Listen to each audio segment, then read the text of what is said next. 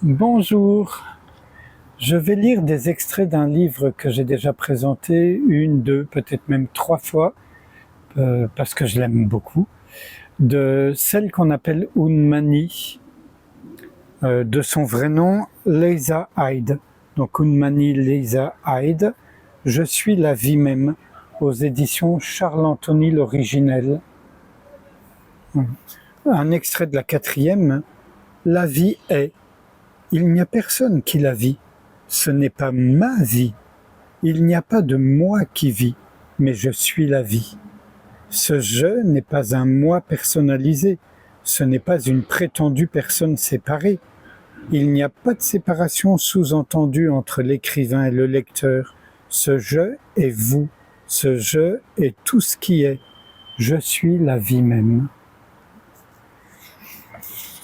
Non ? Je ne sais rien. Je suis complètement perdu. La seule chose que j'ai toujours su, c'est que je ne sais pas. Toutes les fois où je pensais que je savais ou que je devais savoir ou que tout le monde semblait savoir, la chose la plus importante qui soit apparue, la seule constante, c'est que je ne sais pas. Tout au long de l'histoire de ma vie, entre guillemets, il y a toujours eu un sentiment d'égarement et de non-savoir. Puis il y a eu la prétention du savoir, de la croyance et de l'espoir qui l'ont, semble-t-il, recouvert. Tout cela, c'est le jeu de la vie. La reconnaissance de la vie telle qu'elle est la reconnaissance de ce qui est déjà et a toujours été, le non-savoir. C'est ce que je suis, l'absolu innocent non-savoir.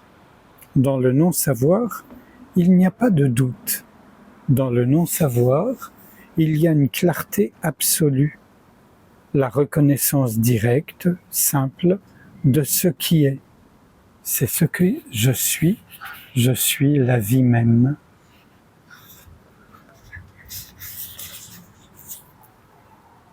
Le chemin spirituel. Il y a de nombreuses façons de prétendre essayer d'éviter le non-savoir de ce que je suis. L'une d'elles est le chemin spirituel. C'est un chemin si beau et si excitant. Le chemin, par sa nature même, implique un devenir. Ce n'est pas cela, il doit encore y avoir quelque chose. Il doit y avoir quelque chose qui recèle davantage de sens et de signification. Ce chemin me conduira quelque part un jour. Le chemin est engagé par une aspiration à la complétude. La complétude est toujours plus loin dans le futur, si je fais ceci ou cela. Je ne veux pas du tout, en fait, trouver ce que je cherche, car ce serait la fin de ce chemin spirituel. Il y a un tel plaisir et une telle dépendance à la recherche. Le chemin spirituel, c'est le rapport avec l'autorité des autres. Ils doivent savoir et moi, je ne peux pas savoir. Je dois suivre ce qu'ils disent pour être aussi illuminé qu'eux. Les enseignants spirituels ont une tendance à perpétuer cette relation de maître à disciple en essayant de nous enseigner, de nous aider, nous, pauvres et basses créatures non réalisées. En suggérant que j'ai besoin de faire quelque chose ou que j'ai besoin de devenir ceci ou cela, ils renforcent l'idée que je suis séparé. Il y a des enseignants spirituels qui enseignent la méditation ou déclarent qu'il faut arrêter de juger. Il y a des enseignants qui disent que le meilleur chemin vers la complétude, c'est d'exprimer vos émotions. D'autres affirment que si vous cessez de penser, alors vous serez illuminé. D'autres prétendent que l'univers s'occupera de vous et que la terre-mère vous aime. D'autres encore que si vous retournez à votre moi réel en tant qu'homme ou femme et faites l'amour correctement, alors vous pourrez atteindre l'orgasme ultime. La plupart des enseignants sous-entendent ou disent même clairement qu'il y a des stades menant vers un objectif final, flou, qui peut être atteint seulement si vous avez l'honneur d'être un de ces êtres spéciaux. Quant aux autres, c'est un effort qu'il faudra soutenir éternellement. Éventuellement, vers la fin d'une existence prochaine, nous pourrions peut-être nous en être rapprochés. Tout cela est une très belle histoire, mais elle n'a rien à voir avec ce qui est réellement. Chercher est simplement un jeu auquel on joue jusqu'à la reconnaissance qu'il n'y a rien à trouver. Il semble particulièrement arrogant de déclarer que je suis déjà tout ce que je cherche à devenir. Tout le monde pratiquement cherche quelque chose ou essaye de s'améliorer d'une façon ou d'une autre. Il semble donc impensable de pouvoir dire que je suis absolument parfaite telle que je suis. Ce que je suis est complètement réalisé et n'a jamais été effleuré par l'idée que je ne le sois pas. J'arrête là. Je suis tellement sur la même longueur d'onde. C'est comme une petite sœur pour moi, une manie.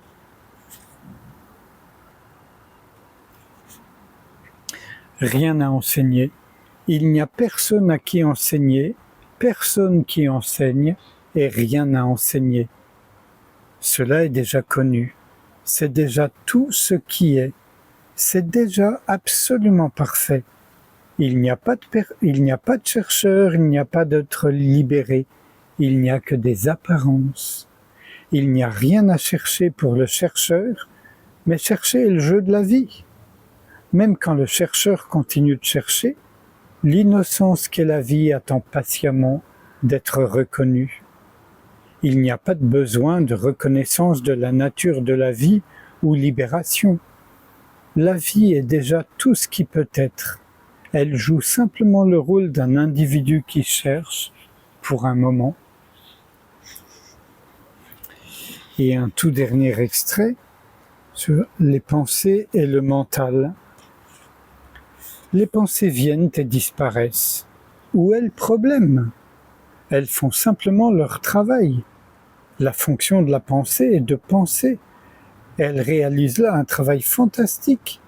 L'imagination, qui n'est autre que des pensées apparaissant en tant qu'image, est brillante. Raisonner, imaginer, penser à des histoires, tout cela aide le jeu individuel. Quelques enseignants insinuent que penser est néfaste et qu'un mental calme ou une absence totale de pensée serait beaucoup mieux.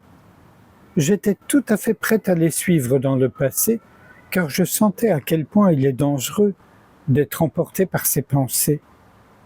Je sentais que les pensées et les émotions me contrôlaient et étaient trop envahissantes. Les pensées ont toujours beaucoup signifié pour « moi », entre guillemets. Une pensée était toujours une bonne ou une mauvaise pensée. Une histoire pensée était souvent attachée à telle croyance ou telle supposition me concernant.